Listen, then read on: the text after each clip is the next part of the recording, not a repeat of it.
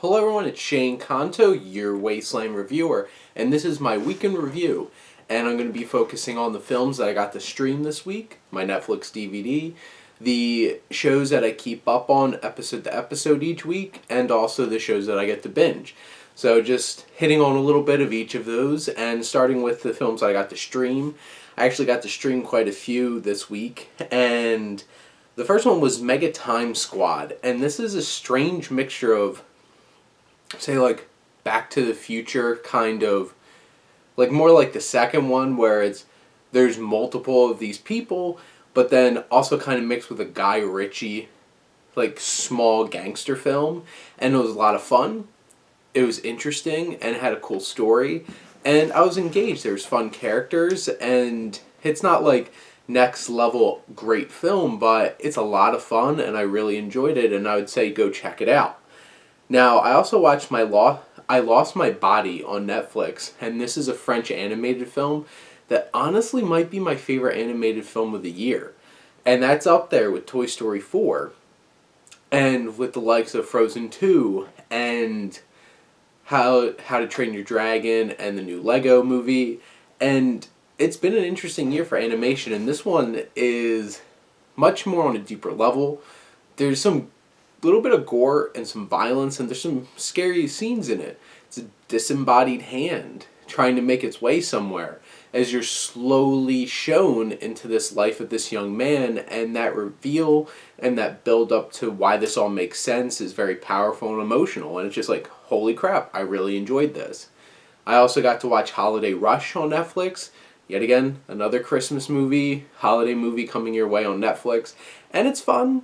I enjoyed it. It's about a DJ trying to deal with the fact that he's losing his job and downsizing, and his family moving on from losing his wife. And it's sweet at times, it's charming, it's nothing special, it's pretty straightforward, but it's a nice little holiday film.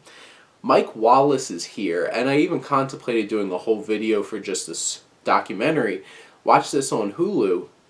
It's a fantastic documentary from the very start. Mike Wallace is a very influential interviewer, and seeing all these different kinds of interviews and his style and that in your face, not stepping down against people and making them feel challenged in the hot seat.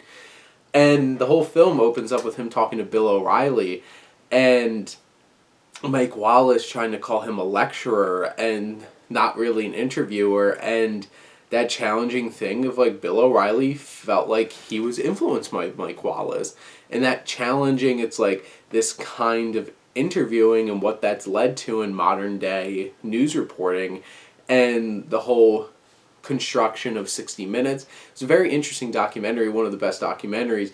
There's been a lot of great documentaries this year, and this is another one. Atlantics. This is a very interesting African film that melts together themes of loss and coping with that in this young woman in this small town, and the strange supernatural aspects of it and how it's naturally put in. There's no CGI, there's no creepy monsters, but just how they represent people with these really white, creepy eyes is really impactful and interesting. And this is definitely something to check out on Netflix. And then I watched I Can Only Imagine on Amazon Prime last night, and I Can Only Imagine is a religious film, but unlike most religious films that are really focused on the message instead of creating strong characters, strong story, something interesting and different, this film might be pretty cliched, but it's well made, well acted, the music's beautiful, and I felt really connected to it. Dennis Quaid is really powerful in this film, and what was the lead actor's name? Like J. Michael Finley, I think that's it. He was really good in it, and Trace Atkins is fun in it, and honestly, it was a pretty moving film, and it was a really solid film, and I really enjoyed it. So go check that out. I only got one Netflix DVD this week because, the holidays and the post office, but I got to watch Rust Creek. And this is a small thriller about a young woman caught in the backwoods of West Virginia. And On that level, it's a really solid thriller. The atmosphere is really well done, but it goes to the next level, and you feel a much more human connection when this young woman befriends and connects with this man who's making meth, but he has a past, and he has human decency, and her really connecting with him put this film to the next level, and I thought it was a pretty moving film. I really enjoyed it. I would definitely recommend Rust Creek. Now, catching up on all the shows, I'm gonna go pretty quickly here. The new Watchmen episode, I really, really enjoyed. The whole Hooded Justice thing, this whole backstory and this interesting flashback and how they did the flashback was really intriguing, and was really interesting how they pulled the thread out and revealed all these different kinds of things, and I really appreciated that. And each week, Watchmen gets me more intrigued, and I can't wait to see what comes next. His Dark Materials, they really took it to the next level. I really appreciated the introduction of Lin-Manuel Miranda into the show. I really liked him. He's a lot of fun. The show feels like it's really starting to move. We're getting ourselves on our flying airships and going off on adventures, and I really enjoyed that. The Bob's Burgers Thanksgiving episode. Bob and his turkeys, and him trying to cook frickin' turkey out in the alley behind their shop because all the gas was out, and the crazy lengths he'll go. I love Bob. He's my favorite character, and every time it has to do with Thanksgiving and the crazy hijinks that has to do with him trying to cook his turkey. Rick and Morty, though, this third episode completely lampoons heist films in such a clever and interesting way, and Steven Soderbergh, you better watch out, because basically this episode shits on all the Ocean's movies, makes Ocean's movie references, specifically calling out, "Oh, you're more like Ocean's 12, and you know that's the worst one," and all these different kinds of things. The running Predator gag where it's like, "You son of a bitch, I'm in." I'm like, yes! I love that show. It's so great. And then the new episode of The Morning Show, and this went to some really heavy emotional places, and Jennifer Aniston's character was a big part of it. And the reveal, like, her confrontation with her daughter in it was one of the most emotionally resonant scenes in this whole entire series so far, and that's really what stuck out to me about this episode, and like that's the climax of this episode. It was really powerful. And then Steve Carell comes back in this episode a little bit more and starts setting up some very intriguing things, especially with this budding potential partnership with him and Reese Witherspoon, and it's like things are going to go down and things are going to get complicated in this show.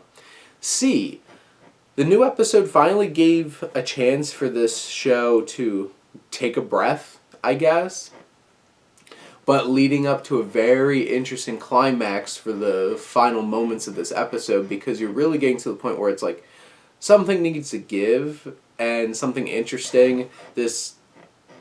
These two young people trying to meet their father, and you're finally there, and it's just like next episode, it's like, oh, I can't wait to see that. The new episode of The Mandalorian, introduction to Gina Carano was great. It got this really fun old western kind of vibe, like protecting this town, and you get a little more into the background of The Mandalorian. And of course, Baby Yoda just being absolutely adorable. Who wouldn't want to keep Baby Yoda? But honestly, the stakes are rising, especially towards the end of this episode, and you're really starting to get the sense of danger of what's coming in the show. And then, oh yes, Jeff Goldblum, The World According to Jeff Goldblum, and we got to see denim, and it was really cool looking at the history of jeans, and this crazy market and how much money some jeans can sell for. And there's this really cool part where they go to this place where they make jeans, and artistically in all the different ways that you can make them, with like burning lasers and all kinds of stuff, and it's just like, dang, this is really, really cool. And For All Mankind, the new episode this week, this show's getting complicated, and there's some really tough human decisions made in this, and some of the characters are being really pushed to make really hard decisions, and there's a lot of things going on in this show. It has a lot to say about race relations and homosexuality and gender and like sexism, and there's a lot this show's doing, and it's really interesting. And then you have the whole space aspects, and especially parts of the space aspects of this episode. And this episode left you off on a really tough stinger, and it's really interesting to see where the show's going to go next. Now, binge watching, I finished the first season of How to Get Away with Murder, and melodrama's high in this show, and it's a lot of fun. I enjoy it. And twists and turns, and where's the show going next? And this first season leaves you off with some big answers, which lead to a lot more questions. And you're really hooked. After that first season, I'm like, I'm definitely going to be watching this show moving forward. Usually I want to give a show a season first to really see if I want to go on. And this show got its hooks in. It's got me good. I started watching Hunter x Hunter on Netflix, this anime. And it's really interesting anime with these people trying to become hunters and going through this hunter's test and all these crazy creatures they deal with, and I think it's a really cool show. This was a recommendation from my old classmate and coworker Chelsea, so thank you, Chelsea, and I really appreciated the recommendation, and I'm enjoying it so far. I'm like 8 episodes in of 26, I think, of the first season, and there's crazy adventures. It has some dark moments, but I think it's really cool when they introduce all these crazy creatures and those interactions that the characters have with them. And then I caught up on Apple TV's Servant, the M. Night Shyamalan one. Whoa, this show's weird. Toby Kebbell playing this husband and dealing with his wife who hired this young woman to take care of their baby who passed away. And they have like a fake baby, but then this fake baby isn't fake anymore. And there's some weird things, a lot of mystery around this young woman and where the show's going next. And I'm hooked after these 3 episodes. I'm like, that they have released already. I'm like, oh dang. Yeah, I'm hooked. I can't wait to see where the show goes. And especially because within the next couple of weeks, most of the Apple TV shows should be wrapping up their first seasons, now getting some more shows. It's a lot. If you want to talk about any of these in more depth, comment and let's chat about it. I'm always open to talk about movies and TV. So thank you always for checking in and supporting your Wasteland Reviewer.